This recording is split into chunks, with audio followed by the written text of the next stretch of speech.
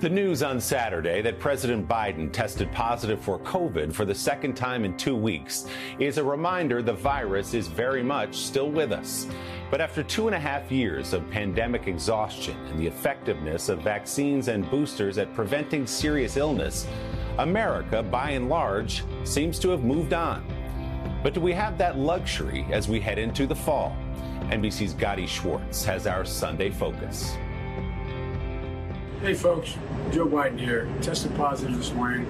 The news comes as the country faces yet another wave of COVID thanks to the BA.5 Omicron variant. Some already labeling it the worst. BA.5 is the most transmissible yet, adept at evading immune response among people who have been vaccinated and infected prior. Before BA.5 and BA.4, which together make up 90% of cases in the nation, prior infection meant 90% protection from reinfection. But no longer the case with BA.5, the leading variant accounting for nearly 130,000 cases a day. Still, symptoms from infection remain mild for most.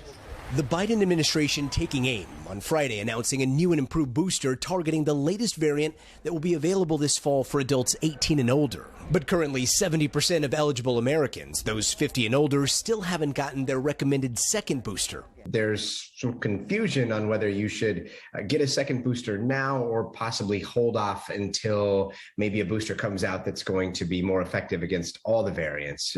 What's your advice? Wait until the middle of September when these new boosters are going to be available.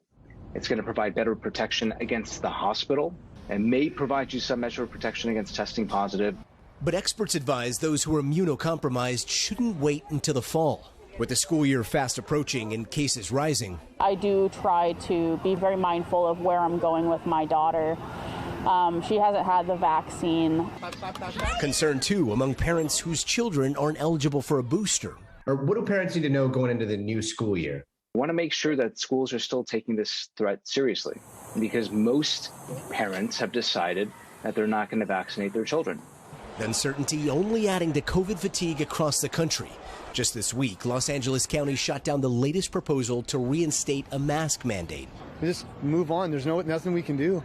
Are we out of the pandemic stage? In my view, we're currently out of the pandemic, because are we at that pandemic level state where there's hospital level surges? We can't care for people that need COVID related help or non-COVID related help. We're not at that state.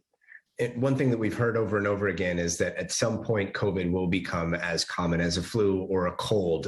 Are we there yet? Yes, we are. It is clear that we're only capturing about 10% of the cases that are actually occurring in communities across the country. It's about 1 million cases that are likely getting spread around. Most people don't even recognize it because they're asymptomatic. And Gadi joins me now live. Gadi, good morning. So as you say, the vaccines and boosters certainly have relaxed people about the fear of getting COVID. But what are the latest recommendations about testing and isolating if you do test positive? Well, Willie, those recommendations are still stay home for at least 5 days after a positive test. Wear a mask if you have to be around people in your house.